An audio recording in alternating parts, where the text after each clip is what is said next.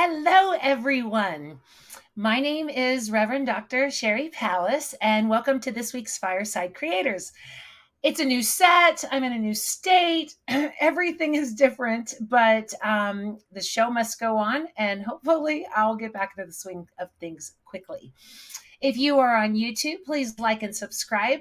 If you are watching on Facebook, please go to the StreamYard so I know who is asking me questions or making comments. This week's show is an Ask Me Anything. So I could be sitting here talking to Miguel, or some other people may come in. It's up to you. Nothing personal, of course. But if you have questions for me, we've done almost 30 shows now. So I wanted to give the floor to you guys and see if there was anything in particular you wanted to talk about. Thank you for your support. I have a couple sponsors that absolutely rock. Ruth, Ray, Michelle, Kirsten, Tim, Heidi, you guys are awesome and you keep the show going. If you would like to support me, you can go to my website or Cafe Press. I actually, let's see if I can do this. This is Palace Prints. So you can go and get all kinds of good stuff. Each one of these has different designs in them. And they are all cool, in my opinion, because I made them. So that's just the way it is. So I'd appreciate your support there on Patreon or on my website. It keeps the show going. But most importantly, you guys watching do. So I can't wait to hear all of your questions tonight. I have Miguel here, and I didn't do a banner because this is just an Ask Me Anything, Let's Chat type of call. So let me go ahead and bring him on. Hello, Miguel. How are you? Hi, I'm well. How are you? I am well. It's been a crazy couple weeks, but Can imagine. I moved across the country, so I just found my blow dryer today. It's those types of things that are going on. But thank you so much for joining me. Let me hide all these now. There we go. So you wanted to talk about the latest Marvel movie. Well, that's just one of the things that it was piquing my interest this week. Watched two very different movies this weekend, and as I am currently learning to be a filmmaker and making really just student level short films, I'm always trying to learn how to better do the craft. So it's I watched The Eternals, and The Eternals really, I think, hit on some deep themes that we've talked about before with other conversations that we've had in Fireside, but like Midnight Mass. Midnight Mass, but specifically on things like deconstruction and with leaving faith and leaving due to church trauma. And so one of the biggest things, because in the Marvel universe, they have these very large creatures called the Celestials, which, for the sake of the movie, very much a God stand-in. Okay. And so they talk a lot about their faith in the Celestial, and one of the characters, the strongest of them, which he keeps trying to be the leader, but he never really is constantly talking about his faith in the Celestial and the mission of the Celestial. And even when they find out that the mission isn't exactly what they thought it was to begin with, that he's still on board with that. And it was awoken me a lot of parallels with my own walk, with my own faith, is that I had a lot of instances where I was that, I felt like that, where I kept going, where everything seemed like, hey, you should get out of the church. You should get out of youth ministry. You should get out of, working with, churches. Just get out now. Where I just completely like, hi. Sorry, I didn't mean to interrupt you, Miguel. No, it's all right. Where I just kept going past those warning signs and kept going for it because I believed in the mission. I believed in my mission to, what I thought was my mission to be a Messiah figure, I guess. Which, in my therapy, it's a lot of, I had that savior complex that many of us in The evangelical faith church have kind of had. instills that, though, right? Yeah. Oh no, they do from birth. Yeah. I It's mean, it's go your go. mission to save the world. Yeah, Yeah. and it's not. So that's essentially what that movie was. Even though it wasn't a very good movie, it was still had those themes in there, which I really appreciated. And a very good diverse cast. I mean, there were some wooden performances, but otherwise it was rather a good movie. Yeah, the stars haven't been all that high on watching it, but I do want to watch it. Yeah, Wakanda was one of my favorite movies of all time, and I the last I'm so bad at the titles, but it was um, when I'm thinking Thor, but that's not it. The bad guy dies in the end, gets Thanos. thrown. Who? Thanos. Thanos. Thanos. I texted my brother and I was like, Thanos is just like dad. He's just like dad. And he says, and what did you do to get killed? I'm like, I married someone from Wakanda. And it all fit. And he's like, oh my God, that's the funniest thing ever. But I see the relations to myself, to religion, to all of those types of things, and the troubles that we all incur. Of course, they're all superheroes and they have those magical powers. But I think Stan Lee wanted us to feel that way. yeah. So I'm jumping in. Okay, jump in. Hello, Anna. I'm so glad to see you. It's a super interesting conversation. And Miguel, I still love you. Miguel, okay. Yeah. I wondered as I was listening to you talk, and I kind of gleaned that you feel you got the savior complex from the evangelical church. Yes. So even though it wasn't really overt, done away with in right, the mainline denominations that I worked in primarily.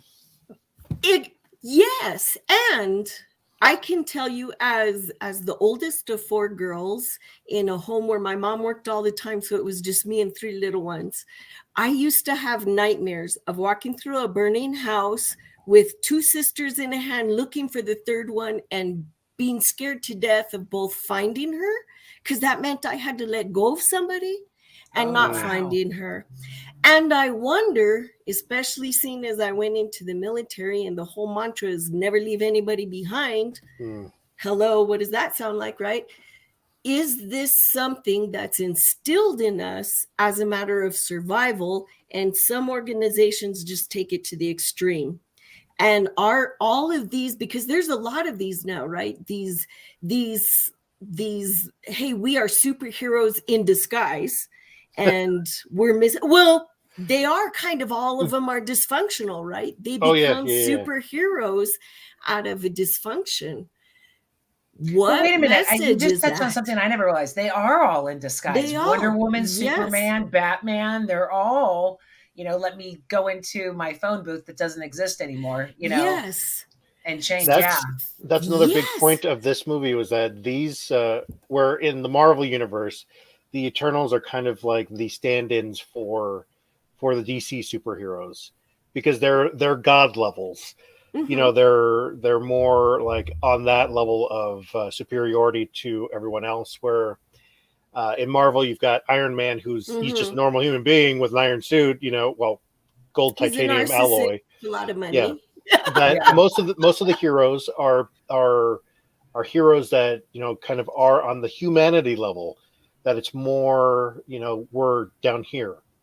Where with DC, you've got that same god level things. The only thing that's different is Batman, which I don't know. He's got a super detective intellect.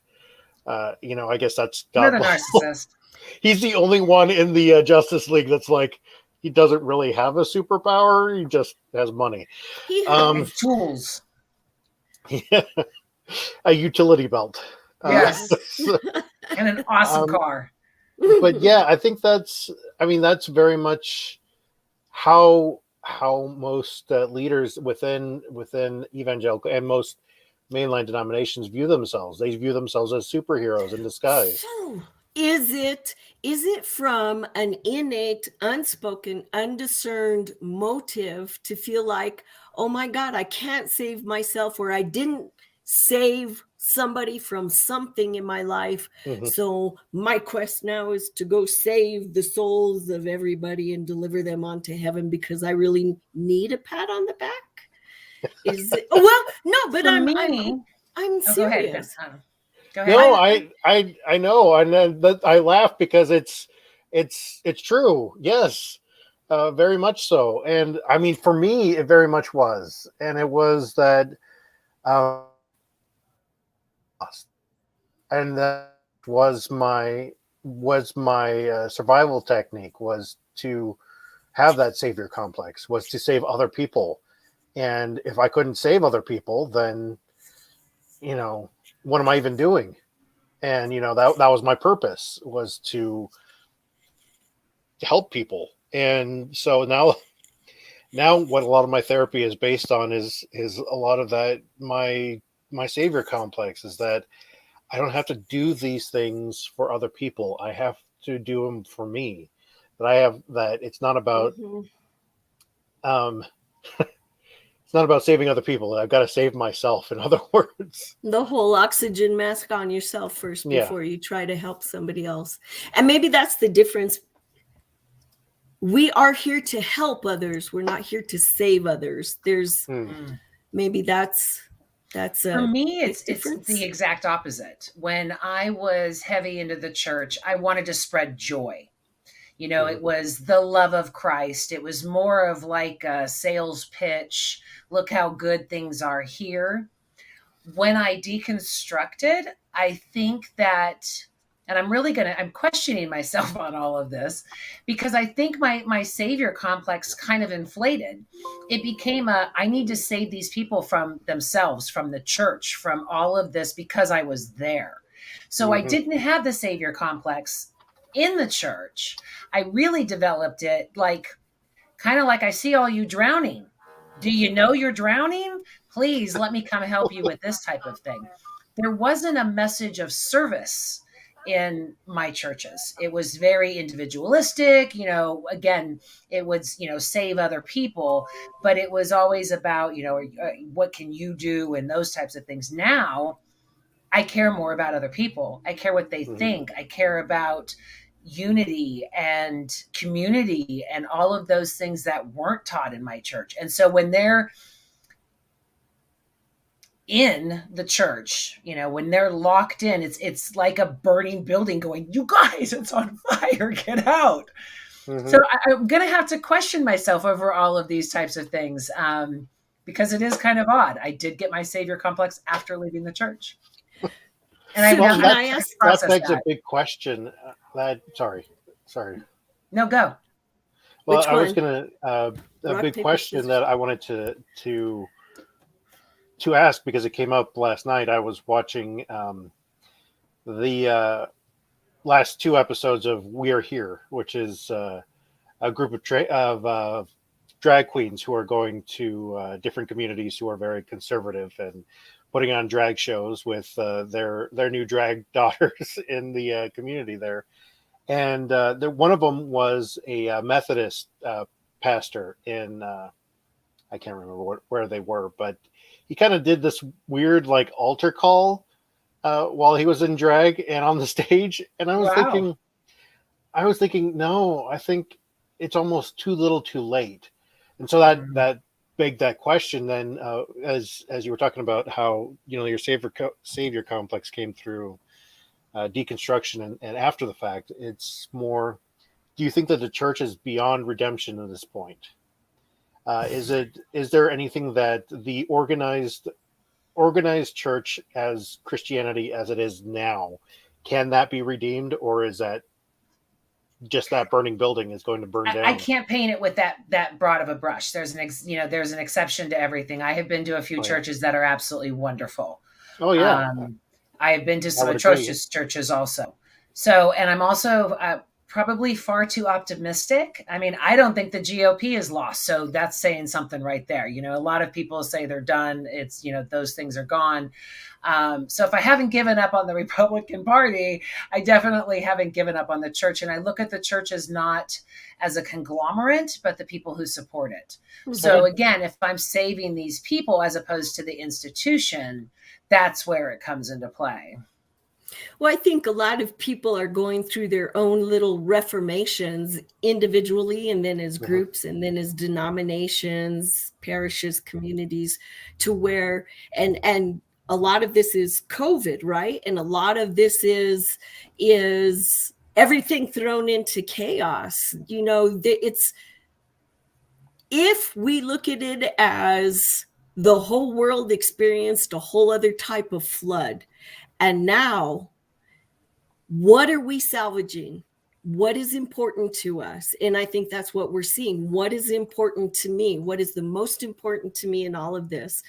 And in the church, personally, I've come to realize it's not how beautiful the altar looks. You know, kudos to the Altar Guild for all that they do. It's not the lovely words. It's not the sermon. It's not the message. It's not the music. It simply is. It's the people who go in costume as superheroes. It's the people who are undercover villains. It's the people who are the guys on the street who need, the guys or girls on the street who need saving. It's the ones who don't even know that they're getting ready to get hit by a tragedy. That is the church. No doors, no walls. And I honestly don't think that there's a real need for a whole definition of what encompasses a church. Because if we just love. That's what I was just going to say. If the church's motto, return to just love, I would be all there. Show me how to do that better. Show me how to forgive better. Show me how to have more grace. Show me how to walk in love. And then I'm there. Demean my brother, slander my sister, and I turn into the savior complex and wanting to pull them all out. You know, run for your lives. And the reason why I bring up the question is because that was, for me, almost a knee-jerk reaction last night as the question came to mind. And I'm thinking, you know, is it just because of my bitterness that I'm thinking this way? Or is it more or less that I feel that the way that the way that it's currently organized, that we're too caught up in the minutia of being bigger, or if we're getting, you know, like the church is getting too big for itself. That one of the biggest things that I remember, the Episcopal group Forma was going through before I was actually last let go from my last church. There was one of the biggest things that they were talking about was in order to get bigger, the church needs to get smaller. And so we need to not think about bigger groups, like bigger like church services. We need to think about smaller things, like how do we do like home groups? How do we do these things? And that was back in 2016. So I don't even know what their conversations are now. But that's a lot of my own reason why I wanted to ask it was that, yeah, I do feel like the organization as a whole is doomed, but the individual follower of Christ and the individual Christian in and of themselves is, I think, on a path back to a new ancient way of doing things, following Paganism, in their perhaps? own way. Well, you know, for some of us maybe, but I would say like more of those home gatherings, more of those, you know, how do we build our own communities? Sermon How do on the we Mount. how do we get back to that? My mom got her Bible college degree from an evangelical Association.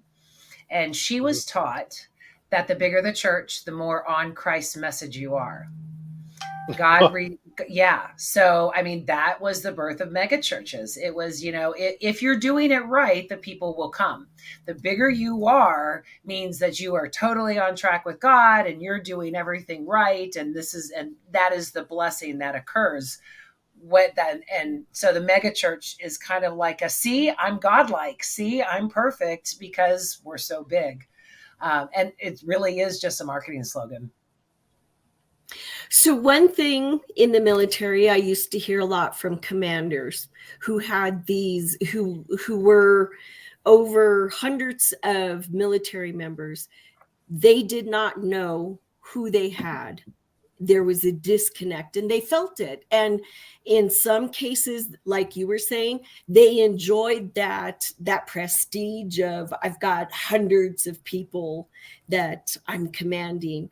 And yet when they go down to the small teams, the interaction and the personableness and the loyalty and dedication and the love, the team building between the commander and each member of the team, well, now I know you on a personal level. I know what your gifts are. I know what you're afraid of. I know your family. I know this. I know that.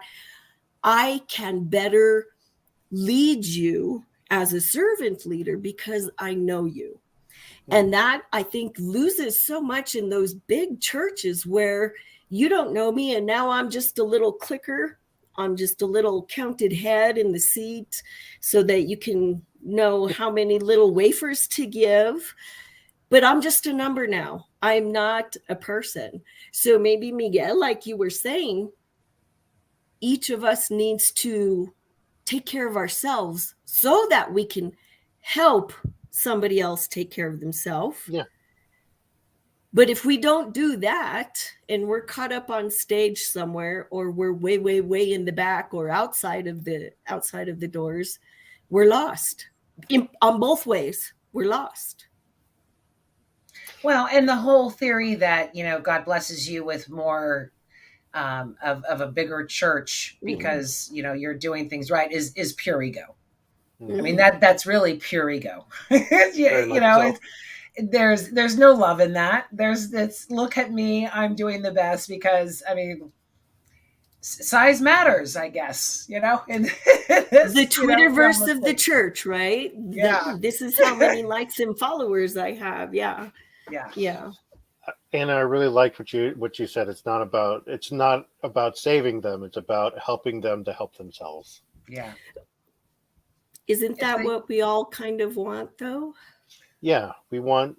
Well, and I mean that was part of my savior complex, was that I wanted to save other people to save myself, in essence. To show that that very evangelical way of thinking was that I wanted to boost my numbers and my crown, the jewels in my crown, so that I can show off that like I do belong in heaven or whatever, that well, because it also instills such an inferiority complex that we're flawed and all of that. Yeah. So by, gathering the masses, regardless if you love them or betray them, just gather the masses and Hello, or you Nemo. turn them into vampires. Well, I saw an article the other day that said why the vampire was right. I haven't had time to read it, but it was like, I got to see that, and a new way of looking at it. I saw there was a YouTube one about how the vampire's plan was brilliant, was secretly brilliant. Yeah. I think that was the title. I have to read it. Again, I've been so crazy with this move that I haven't had a chance to catch up with anything. Hence the show. Ask me anything. So if you had a chance to go back shortly after Jesus rose, and you had the disciples, all of them, even the girls, right? You had all of them. What would you say? I'm from the future, and this is what I want to tell you. Who's that to? Both. Oh, Miguel, you go first. Like how I do that? I can speak on it if I don't want to put the pressure on you. I know what I would say. Yeah, I'm not even prepped for this question. Yeah, I wouldn't know what to say. It would be more or less you're gonna need to write down the Hebrew and Greek because I can't understand it. It's not spoken where I'm from. That's funny. First, let's learn the language. Then I can tell you what's wrong. For me, I would say I am from 2,000 years in the future and nothing's changed. Mm. The Pharisees are still the Pharisees. I'm still telling everybody to love. We're still fighting wars. We're still executing people who are different than us. We have not learned a damn thing. So let's get back to the basics and go spread the love. I mean, I see so many parallels with the Gospels and our current times. And it frustrates me because it isn't, I mean, yeah, we have technology now, but other than that, it's really the same. You know, we have these high-powered people claiming divine intervention and their placement, and, you know, money is godly. And I mean, we just had the orange cow. I mean, all of it kind of fits, you know? So it amazes me how we haven't learned in 2,000 years or 5,000 years for that matter. Yeah.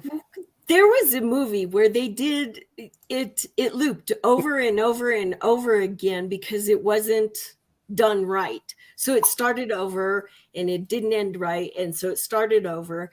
And sometimes it feels like that. Oh, you know what? You screwed that up. I'm going to start you guys all over again, start from the beginning. Yeah. It's like I'm trying to think of what the movie was. Groundhog Day?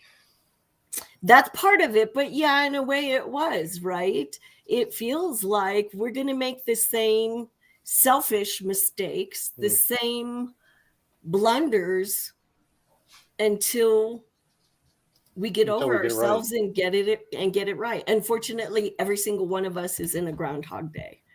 Yeah, in our own time. Nemo, I totally agree, because the Gospel of Thomas saw the spirituality, as well as clearly defined the angst of the men towards the women. Yes. So, I mean, there was something where Jesus said, well, next time around, there'll be men. I was kind of upset, but you could clearly see the patriarchy in that. Mm-hmm. So they had to get rid of it. Miguel, what were you going to say? I'm sorry. There you go, Michelle. There you go. In fact, here's my new shirt. Women should be in charge. My new roommate just got me this today. I was like, I'm wearing that tonight. Perfect. You queued me up, Michelle. And I would probably. If women were, I'm sorry. Go ahead, Miguel. Go ahead. No, I finally came up with what I would say is, I would probably ask the question is, can you all say something about those who struggle with their self-identity, with gender and sexual identity? Huge. Yes. That's Brady Harden's thing, is that, if Jesus was here and I countered with, well, he did talk about the eunuchs, but his thing is, no, I need him to say more. Look at all the damage that has been done over that silence. And we don't know if it was silence because of the arrangements of the books, and all of that was very political but what we have now is silence. And that has ruined a lot of lives. Yes. And yes, say something, be intentional, because just like the Canaanite woman, right, who he told, and the dogs, even the dogs deserve scraps. Yeah. She countered back, right? Which that always pissed me off, but whatever. It was put out there, whether he was doing it to show this is how you do it, this is how you take in somebody saying, no, I am worthy. I may not be like you, but I am worthy. And I think that's what you're saying. If I hear you right, Miguel, I want to know, but I want to know that every single one, and name them, is worthy, because we name everybody else according to race and culture in the Bible as the Gentile and the Jew, male and female. There's a whole bunch that you miss there. And if we're not intentional about it, then 2,000 years down the road, people are going to fuck it up. So huge. Speaking of which, I would like to address Nemo. Nemo, you lost me on this comment. I just made a comment about this today on Facebook. It is not clear. God is not clear as far as order.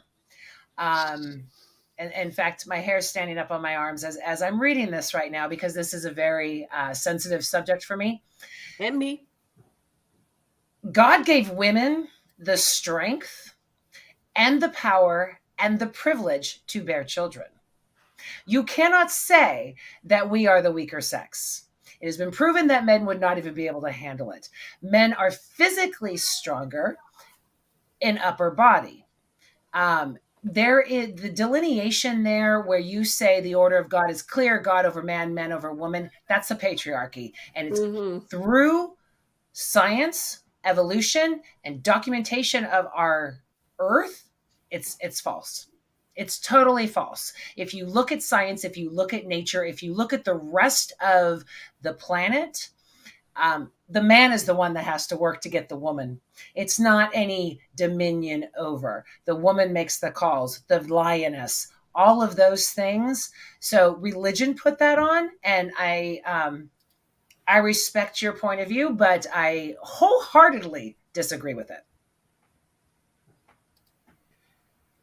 Would you two care to say anything? I agree. And one of the reasons why what I said being that if I were to go back, that's what I would say, is that it's one of the things that I've had major issues with. I've been fired by the church for standing up for homosexual students. I've been fired because I was open and honest about my mental health. I've been fired for so many of these things that I'm like, in order for me to be myself, in order for me to understand who that is, I need to understand that that's valid. That, even though, there was nothing said in there about homosexuality, in the way that people believe that it's said. There's nothing said in there about those who are trans, those who are questioning their gender orientation, or even what masculinity or femininity means. I mean, those are major issues that I feel like maybe should have been addressed. But didn't Paul fuck all that up? Yes, he did. I mean, that was one of the other things that I would say coming back from the future is don't listen to Paul all that much. Well, and I think we lose sight that all these writings encompass a cultural, political, and survival of themselves. It wasn't all let's talk about Jesus. It was, how do I keep myself from being killed? How do I spread the message? How do I make all these people happy? How do I talk to this one little group so that they'll listen? First and foremost, let us make them in our image. Let us make them. It is not defined. It is not defined. It is man, literally, who defines it. The very first thing Eve does when she finds that she is pregnant, she says, God and I have created man. Or with God's help, I have created man. When Jesus starts on his whole, he didn't want to do the wine. Mama said, listen to what he says. He tried to say, this is not my time. Mama laid the chancla down in those days and said, no, it is your time. These are clear leadership directions from Mama Knows Best. women see, I think they have a broader scope because we are already used to being trod upon. We don't have to hide our weakness. You already think we're weak. What we do is we show our strength. Every single woman in the Bible showed her strength. Every single one. If we look at Rebecca, Tamar, oh my God, who's the one that put the tent stake in the head? Oh, yes, please. Even Deborah in the army. She, patted, who was it, Barack on the head and said, okay, yeah, you won. But, everybody knew that she really ruled the roost. She commanded that army first and foremost. And don't even get me into Mary Magdalene and who appeared first and carried that message. In every aspect of the Bible, the feminine carried the message, literally, figuratively. It was from love, of love, for love, period. Maybe in some ways that got a little scary for guys. In the garden, if we take that as biblical, oh boy, didn't even want to fess up. Yeah, I took Eve didn't twist his arm. It wasn't me. Yeah. It's the first it wasn't me. Very first thing he did was go hide and say, So here's a fun fact about the about the Torah, is that the Torah was purged of the original.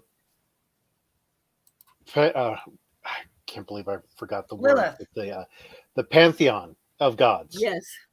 That God had a wife, and this was very evident in the Torah before the exile, and in the exile, a lot of it was purged. And so when God is saying, "Let us make them in our image," there's a woman there that is, he's talking to, is saying, "Hey, let's make a man and a woman in our image." And so, a lot of that. Until the patriarchy, there was a goddess. Yeah, exactly. Mm-hmm. So, I mean, the patriarch had to kill her off, and then it turned into two dudes in the sky.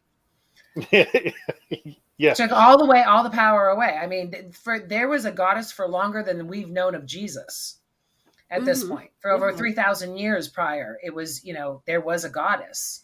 Ashera, Astereth, Isis, all of those, they all had a goddess until the patriarchy came in.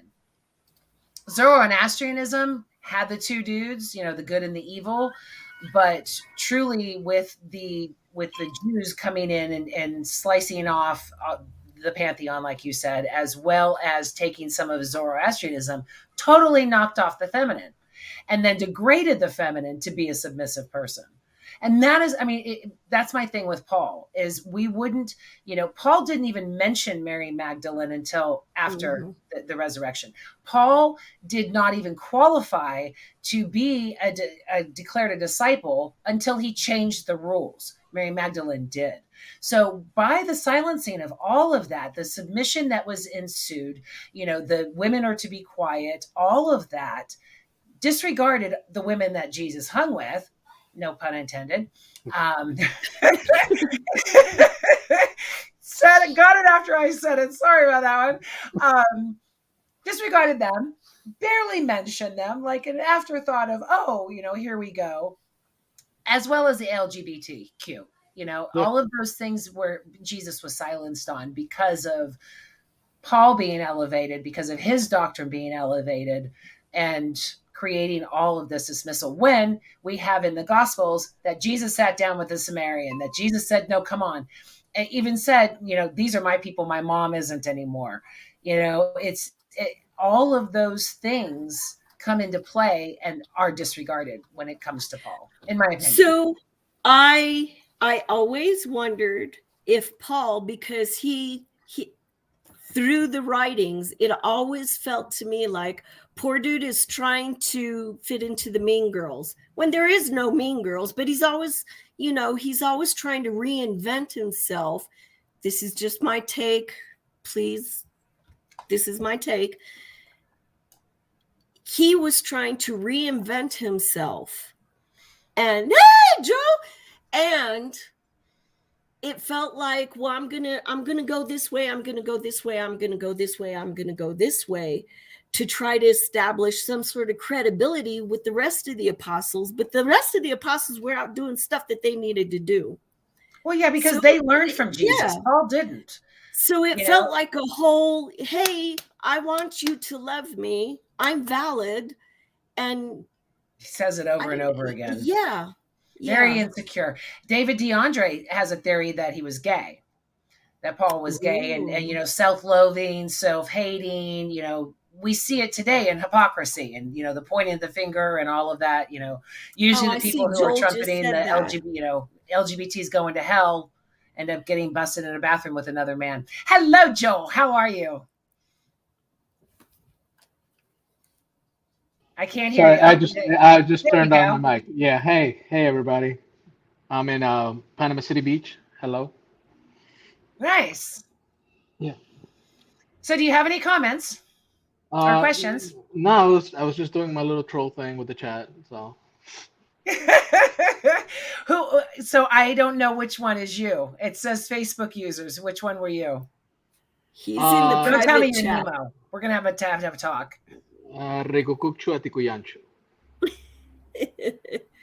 Yeah, so, I can't see it. So if it's not registered with StreamYard, it comes back as it's all right.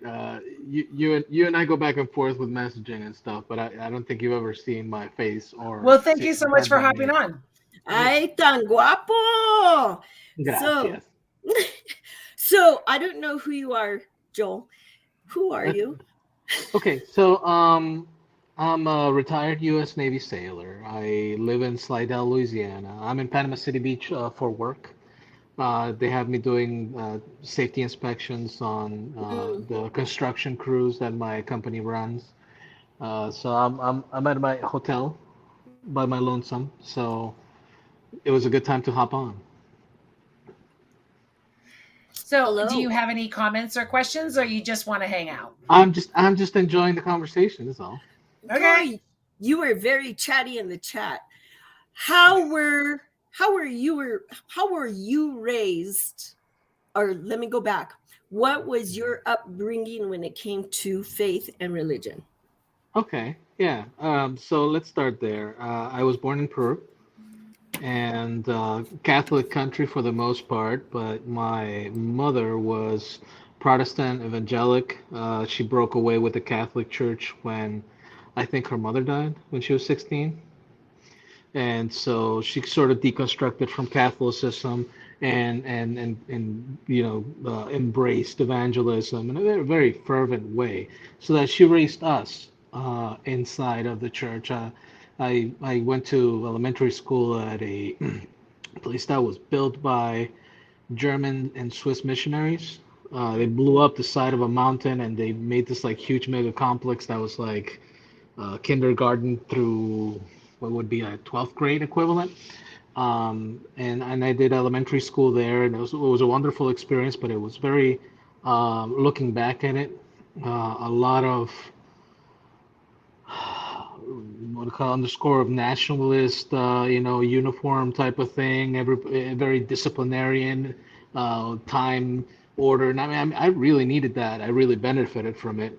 But there was definitely a culture clash inside the gates of the school. It was a different world, and I think an improvement. I got a lot out of it, and a lot of Bible school. I got Bible school at school. I got Bible school at church, which was attached. It was like, yeah. The school and the church were like literally pretty much the same building. So I was there a majority of the time of my week. That was like my home, actually, more than my actual home. So I was heavily indoctrinated, and then I moved to United States, and I liked that structure. So I went a little wild. I was 13 years old, and picking up with new friends and discovering Dungeons and Dragons and learning English and reading a lot of comic books. Mom wasn't around because she stayed back home. She couldn't come until a year later. Oh, wow. And then she spent the whole year in the United States before she passed away, and I was about 16 years old. Mm-hmm.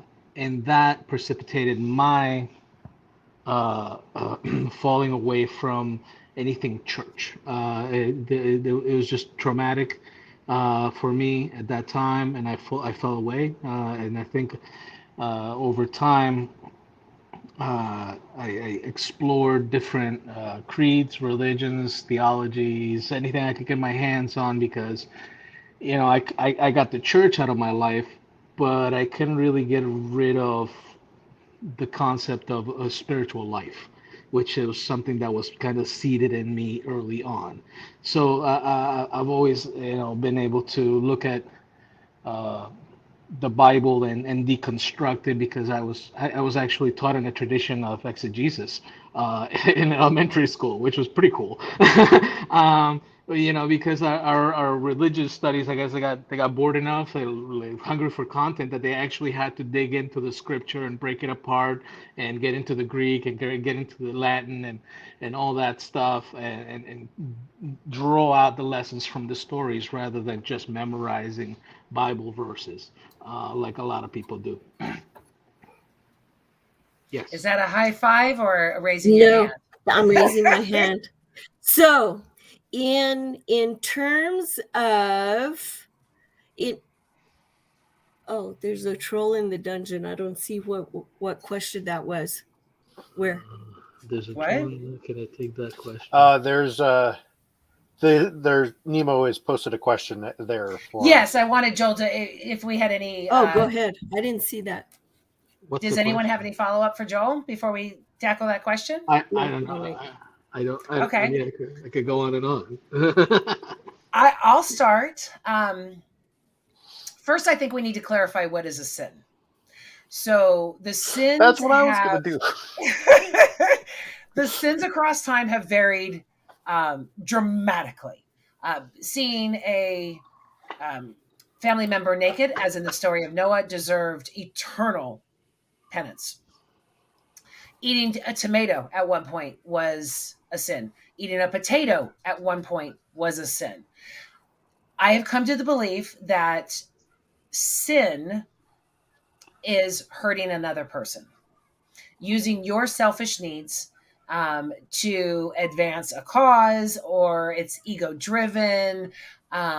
Sex can be a sin if you're using the other person and making false promises, those types of things, ulterior motives, all of the things where someone else is hurt. I don't believe that drugs are a sin. I don't believe that drinking is a sin. Everything in moderation. But I do believe that trauma responses lead to those things. I believe all of those things are have problems with them, but don't make it a sin. Being a woman on here with my voice is technically a sin. So when you look at those types of things, I try my hardest not to hurt anyone. I try my hardest to leave everything better than when I arrived. I try my hardest to make people's days well. I don't always succeed. I am human as well as everybody else on this planet. So in that regard, I sin far less now than I was when I was a Christian, because of the knowledge that I know that is so arranged with politics and legalism and all of the things that Jesus shunned anyway, kind of disparage any of the thoughts of those types of sins of, eating crab is a sin. Do you believe that? If the sins were constant from 5,000 years ago, then we could talk, but they have not been constant. Even the 10 Commandments have been altered, and there's 3 different versions. I have a theory about that, by the way. Okay, you go, Joel. You're up next. Okay, I didn't know if there was an order to this thing, but so I think you got to the crux of it, where sin is harm onto others, right? Because the opposite of the golden rule, but the reason why I think there's so many random dietary and otherwise other rules in the Old Testament as far as like the law goes, because I think at that time, it was like sin of the week. There was a safety bulletin passed out, where Yeah. where there was a set of things that the group, the collective, right, decided were harmful or not good because they were nomadic tribes. Little I things was just going made to say, big it was differences. mostly a tribal thing. Right, little things They're made doing big bad over there. differences. Let's not do that. Like showering. Right. Yeah, we don't like showers. Everybody votes no, no showers. This is today's sin, and we don't do that. So we don't eat fish because maybe there's not a lot of fish, and maybe we want the priest to have all the fish, random rules like that, or based on health, public health kind of things, where yeah, we know the fish is bad. Don't eat the fish. And we make it a sin. So you don't, you're putting your eternal soul in danger if you eat the fish. Actually, you would get a lot of diarrhea and maybe die. So don't eat the fish. But people don't listen to common sense or science. We know this, right? So Like so I we said, we nothing's we, we changed in scare them. 2,000 years. We scare them with hula baloo. Yes. Yes. Yes. And uh going to Moses in the desert with all the dudes that were going crazy because they were there for so long, right? We have no forward movement. You took us out of Egypt, and now what? Now we're just going to go crazy and sin all over and run amok and create all this stuff. And Moses, like a fed up parent, is like, God, I can't take these crazy kids anymore. I need rules. Why? Why? Man needs rules. So break that down. I break that down to, when do I set rules for my kids? When I feel like I need to control them. Therefore, I'm going to put out something that says, don't do this, because maybe I'm afraid of what's going to happen, what they're going to do, what they're going to say. I get afraid, so I create a rule. Bottom line, that's what sins are. Back in the beginning, we were created out of love to love. So Mr. Ms., whoever you are, Nemo, as they asked before, define sin, because everybody defines it different. I define sin as that word that I put in order to control. I look at, like Sheri, like Miguel, like Joel said, whatever is going to keep me safe. If I do the opposite, shame on me. You can define that as a sin. That's just stupid or mean or harmful. If I do that to somebody else, that's stupid or mean or harmful. It's not necessarily, I don't believe in sin. I just don't. I believe in people either being so afraid that they don't have control, or so afraid that they're going to get hurt, or both, that they have to create and label something as, this is bad because ... Anytime you move away from love, that puts you in a state of being isolated from love. You've become your own sin, if that's what you want to label it. But it's just a lack of love for yourself and for other people. Bottom line, that's it. That makes sense in the tribal context too, because what is the ultimate punishment for somebody inside of a group? Is out, right? You're exiled. You're dead, right? Mm-hmm. And in families too, right? Isn't that the biggest thing you can hurt to somebody? You are dead to me. You're dead to me. They said Shiva, and they're done.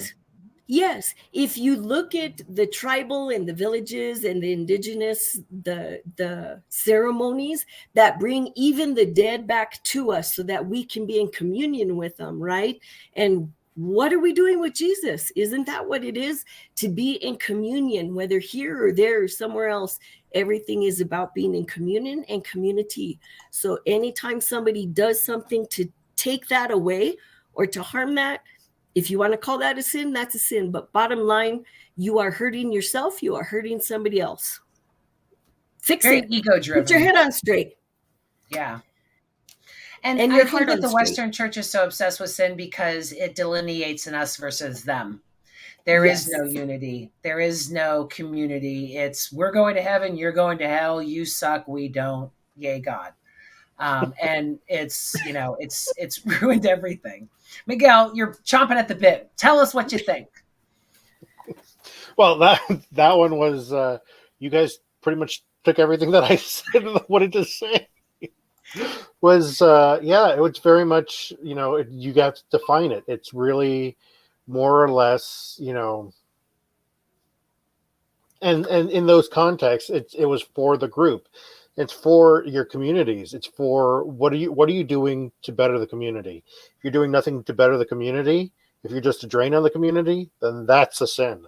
If that's that's exactly what it is that, so in that case, yes, I do, because ultimately there are times when I'm just like, I am just hiding in the background and watching Fireside Creators afterwards on the next day, and not That's why it's there. participating in it. So that's this is a community, and so being a part of the community, asking questions and being a part of what's going on, that's very much it plays into a lot of what those early rules were about.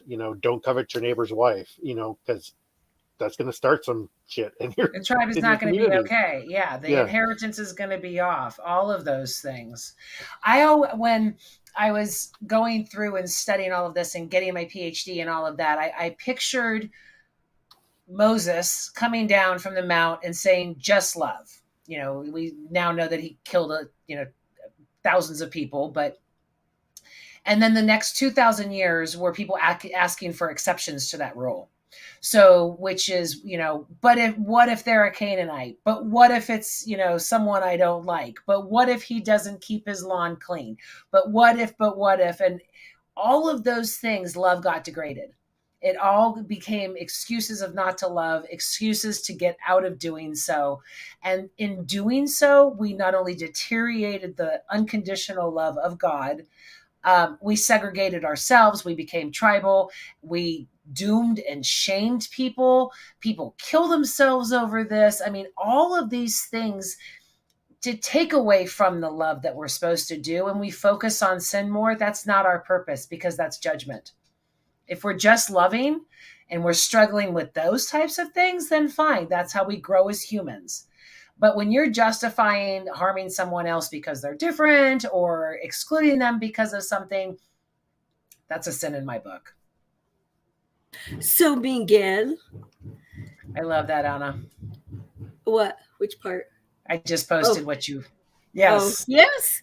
Yes, I can imagine. No wonder he went off to pray by himself. Yeah. Holy cow. Look at these people. So I thought of what Miguel had asked. I wish Jesus had talked about the sexuality and the gender identity and all this stuff.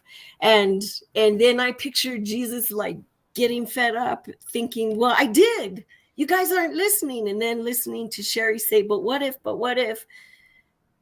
And at some point, he may have had, but the church was put together by somebody who wasn't about those ideas. Yeah, because it wasn't, because whether it was same sex, whether it was transgender, it was asexual, you weren't contributing to the population. Therefore, you weren't showing strength. You weren't showing value. You weren't showing riches, because you couldn't pop out the babies.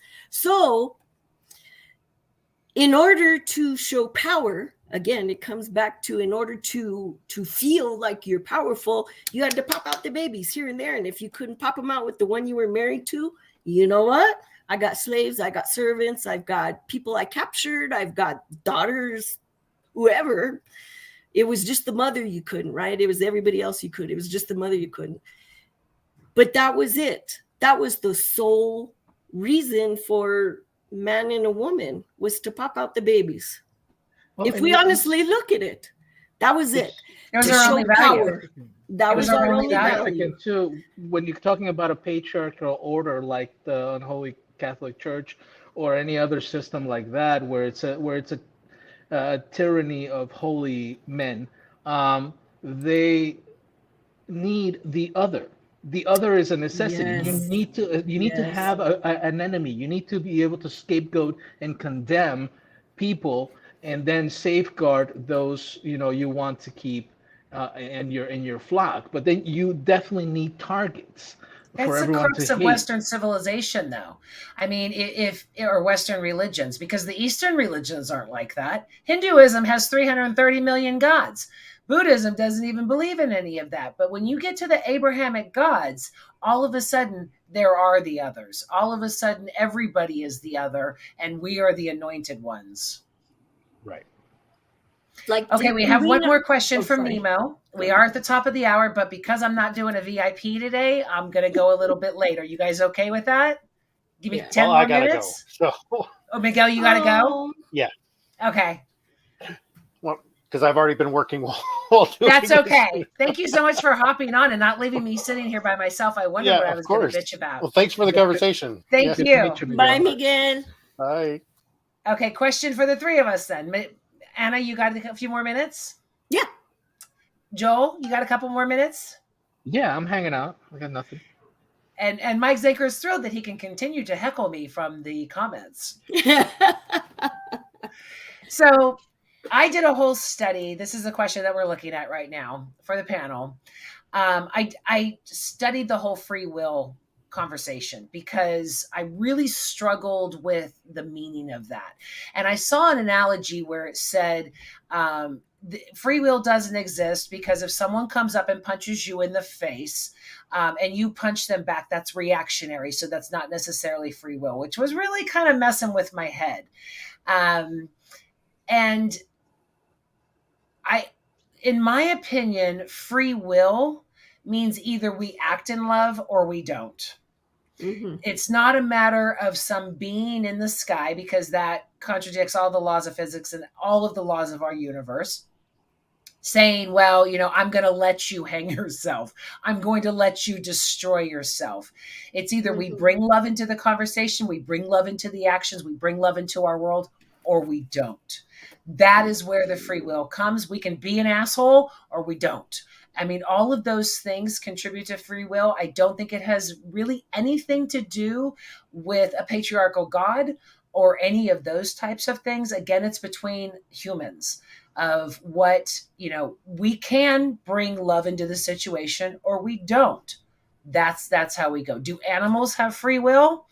It's a really loaded, humanistic, egotistical question, in my opinion, or theory. Not saying, Nemo, that your question was egotistical, but the thought is, oh, well, am I going to be allowed to do this?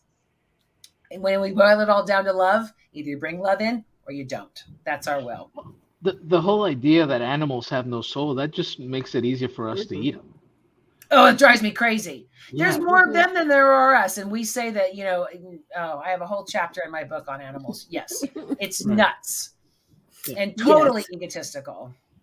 Yes, because if you look at animals, sometimes you get more compassion from the animals than you do from the animals that we are. Well, and Einstein said, look to nature and understand the will of God. And in studying, that do animals have souls, which is a chapter in my book, they get freaky. Animals are sexually freaky. And I was like, whoa.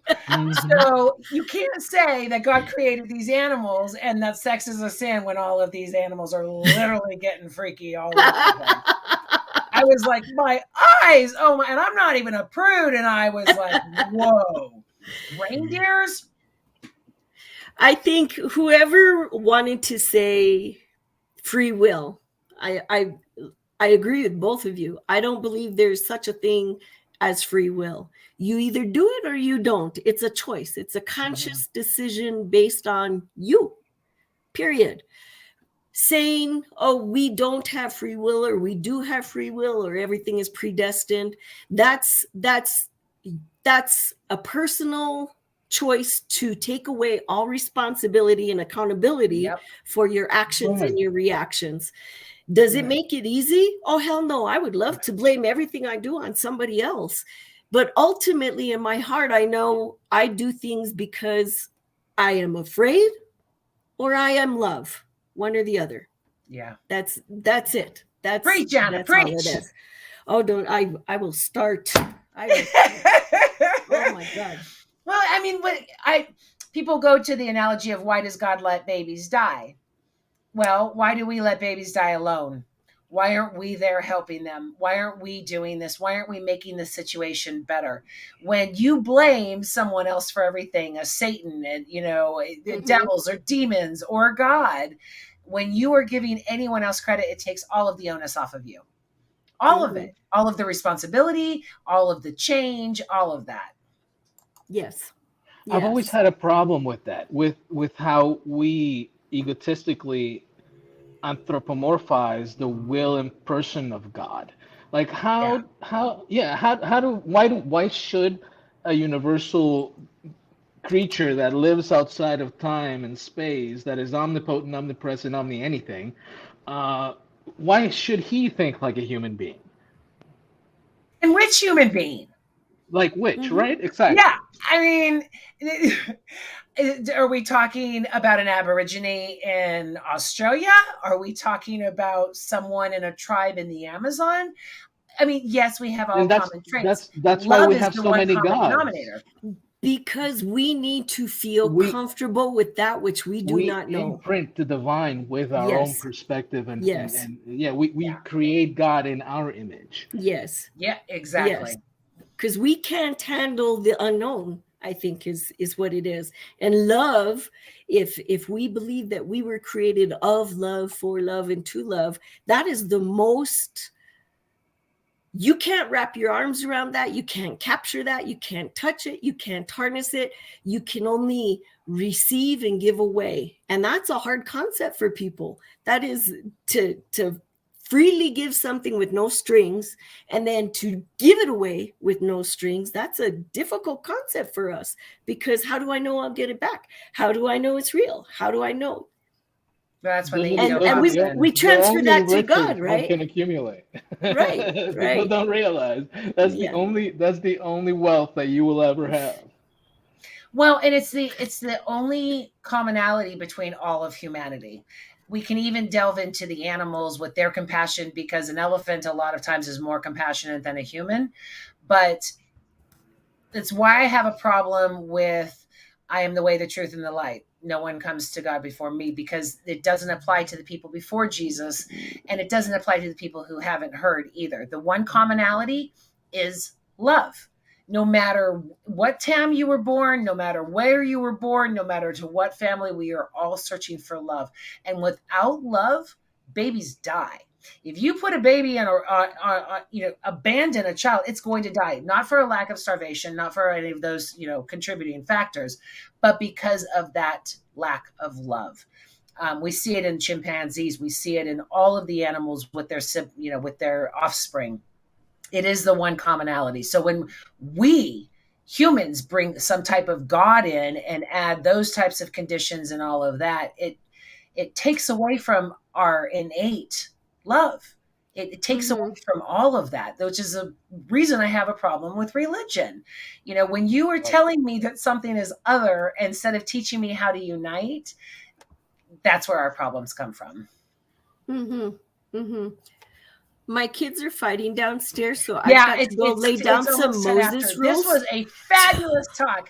I am so psyched I didn't sit here by myself. I was like, what am I going to do if no one shows up and talks to me? No, I had to finish with dinner. I was coming right up. I just had to finish making dinner before I came you're my favorite co-host, Anna. So, you're the best. So it was nice to meet you. Yeah, Joe, have fun over there. I used to live in Nevada and Fort Walton Beach. So I am very familiar. Mostly I got drunk in Panama City Beach. And I just moved from Tampa. 30 years of getting drunk there too. Yeah. Well, I'm going to send you guys back. Thank you once again. You guys rocked it. Thanks for having my back. All right. Bye-bye. Bye-bye. Oh, I hope you guys liked that show as much as I had fun doing it. I love the questions. Nemo, I appreciate your questions. I hope that I didn't offend you. I try and make it a safe space. I am opinionated. I do know this, but that's what this show is. But it is a safe space, and I hope that we were able to answer your questions. Thank you all so much for being here. It was a great show. I am energized. I missed you all so much. I will see you next week. I don't have my shit together enough to think I can tell you what next week's show is, but in the next couple of days, I will let you all know. Thank you so much. Walk in love, everyone. Mwah.